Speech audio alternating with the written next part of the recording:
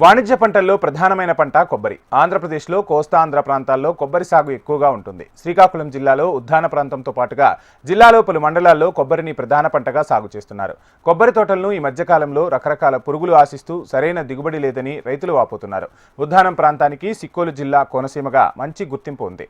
చుట్టూ పచ్చదనం, మధ్యలో కొబ్బరి తోటలతో కోస్తాను తలపిస్తుంది ఈ ప్రాంతం. నాణ్యమైన కాయలు దిగుబడికి ఈ ప్రాంతం పెట్టింది పేరు. అలాంటి కొబ్బరిపై ఇప్పుడు తెగుళ్లు పంజా విసురుతున్నాయి. తెగుళ్ల దాడితో కొబ్బరి చెట్లు నాశనమవుతున్నాయి.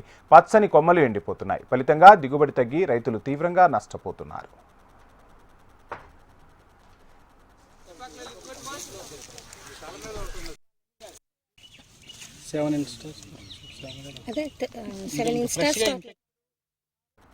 కవిటి, కంచిలి, ఇచ్చాపురం, సోంపేట, మందస, వజ్రపు కొత్తూరు మండలాల్లో 45,000 ఎకరాల విస్తీర్ణంలో కొబ్బరి తోటలు ఉన్నాయి. వరుస తుఫాన్ల కారణంగా కొబ్బరి ఏదో ఒక తెగులు బారిన పడుతోంది. 1999లో ఏర్పడిన తుఫాన్ అనంతరం ఎర్రనల్లి సోకి కాయ పరిమాణం, నాణ్యత తగ్గిపోయింది. తర్వాత రైతులు కొంతమేర కోలుకుంటుండగా 2018లో తిత్లీ తుఫాన్ తాకిడితో మళ్లీ తెగుళ్లు విజృంభించాయి. వేల చెట్లు నేల కొరిగాయి. మిగిలి ఉన్న చెట్లు ప్రస్తుతం ఆశిస్తున్న తెగుళ్లతో దెబ్బతింటున్నాయని రైతులు ఆవేదన వ్యక్తం చేస్తున్నారు.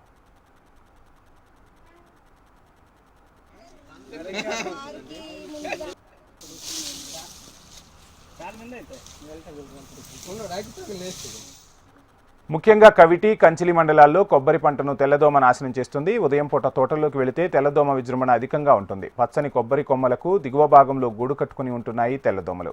అడుగు భాగంలో తెల్లని నూలుపోగు లాంటి జిగురు పదార్థాన్ని విసర్జిస్తున్నాయి. దీనిపై నల్లని శిలీంధ్రం సోకడంతో కొమ్మల్లో పచ్చదనాన్ని పీల్చేస్తున్నాయి. దీంతో కొన్ని రోజులకు కొమ్మలు ఎండిపోతున్నాయి. కొబ్బరితో పాటు ఆకుకూర పంటలకు సైతం తెల్లదోమ సోకినట్లు రైతన్నలు చెబుతున్నారు. జిల్లాలో 3 ఏళ్లుగా వర్షాభావ పరిస్థితుల కారణంగా తెల్లదోమ ఆశించిందని, ఎండల తీవ్రతతో దాని ఉధృతి మరింతగా పెరుగుతోందని రైతులు ఆందోళన వ్యక్తం చేస్తున్నారు.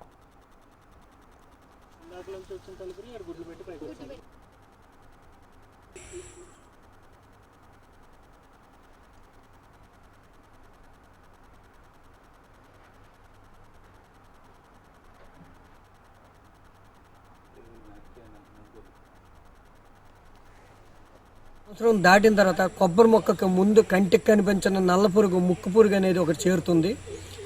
ఆ ముక్కు పురుగు మనము రోజు వెళ్ళి కొబ్బరి మొక్కకు చెక్ చేసుకున్నా సరే అది ఎక్కడ ఉంటుందో, ఎలా ఉంటుందో కనీసం వాసన కానీ ఏమీ మనకు తెలియట్లేదు. అది మొత్తం కాండం లోపల ఉన్న తెల్ల గుజ్జును మొత్తాన్ని కొరికేసి అది ఎప్పుడైతే రంధ్రాల ద్వారా బయటికి వెళ్ళిపోయిన తర్వాత అప్పుడు దాని నుండి దాని ఒక్క రసాయనాలు కారిన తర్వాత అప్పుడు స్మెల్ వచ్చి ఆహా ఇది ఈ జబ్బుని బారిన పడ్డాది, లేకపోతే ఈ పురుగు బారిన పడ్డాది అని తెలుసుకున్నప్పటికీ అది ఆల్రెడీ ఆ 2వ రోజు నాడు తిరగబడిపోవడం, ఉరిగిపోవడం అనేది జరుగుతుంది.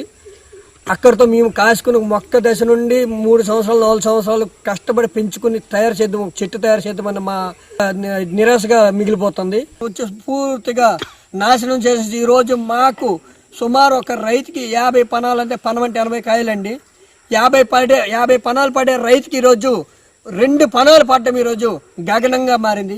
మరి ఈరోజు మేమే కాదు, మా ఉద్దాన ప్రజలు 50 మంది ఎలా బతకాలి, ఎలా నివసించాలి అనేది ఇప్పుడు మాకు కష్టసాధ్యంగా మారింది.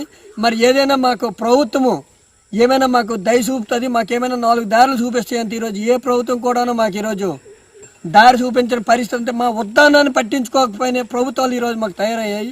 మరి ఏ ప్రభుత్వమైనా మాకు వచ్చి కొన్ని కన్ను పెద్ద చేస్తుందని చూస్తున్నాము. మరి మా మీద అటువంటి దృష్టి ఏ ప్రభుత్వంకి లేకుండా పోయింది.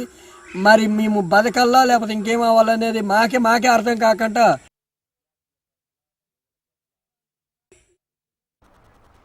నల్లమట్టి తెగులు కొబ్బరి చెట్టులో పచ్చదనాన్ని హరిస్తుంది. చెట్ల కొమ్మలు ఎండిపోయి ఈనెలు మాత్రమే కనిపిస్తున్నాయి. ఈ తెగులు సోకితే పంట దిగుబడి తగ్గిపోతుంది. 1988-89లో కవిటి మండలాల్లోని మాణిక్యపురం, బల్లిపుట్టుగా, కసుంపురం గ్రామాల్లో తోటలకు నల్లమట్టి తెగులు సోకి చెట్లు నాశనం చేసింది. ఆ తర్వాత ఉద్దానం మొత్తం వ్యాపించడంతో రైతులు కొంతమేర నష్టపోయారు. తర్వాత వర్షాలు అధికంగా కురవడంతో దశలవారీగా దాని ఉధృతి తగ్గింది.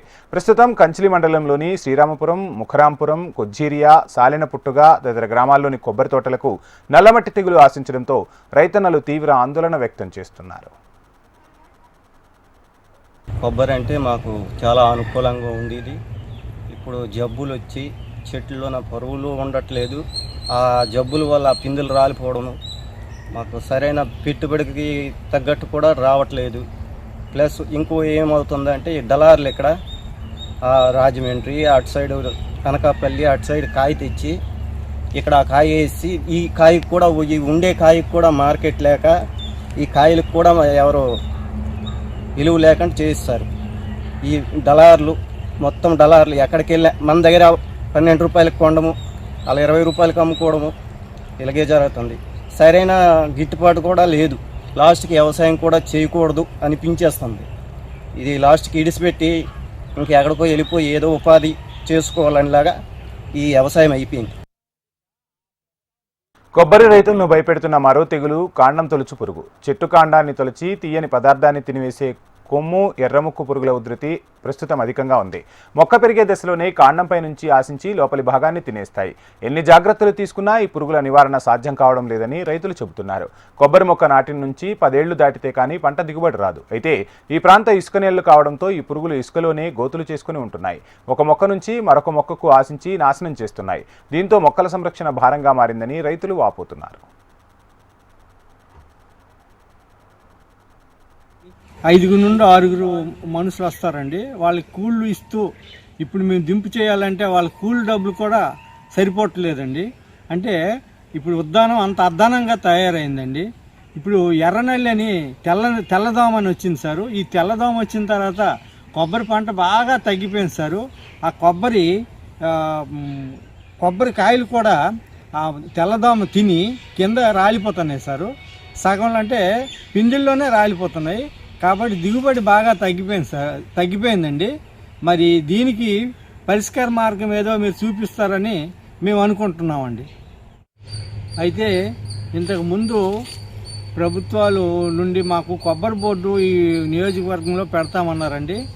కానీ ఇంతవరకు కూడా ఏ ప్రభుత్వం కూడా మాకు కొబ్బరి బోర్డు కానీ దాని దృష్టి సారించలేదండి. అది పెట్టినా కొంత బాగుండేదండి. మాకు మార్కెట్ కూడా మాకు దళారులుగా వెళ్ళిపోతుంది తప్ప మరి మేము ఆ కొబ్బరి బోర్డు ఉంటే ఆ కొబ్బరి బోర్డుకి మేము మార్కెట్కి మేము అమ్మితే మాకు గిట్టుబాటు ధర అని వచ్చినండి. ఈ దళారుల వల్ల మాకు గిట్టుబాటు ధర కూడా లేదండి. అందుకు ఈ కొబ్బరి పంట నష్టము, అటు దళారుల నష్టము, దీన్ని బట్టి మేము బాగా కుదేలు అయిపోతున్నామండి.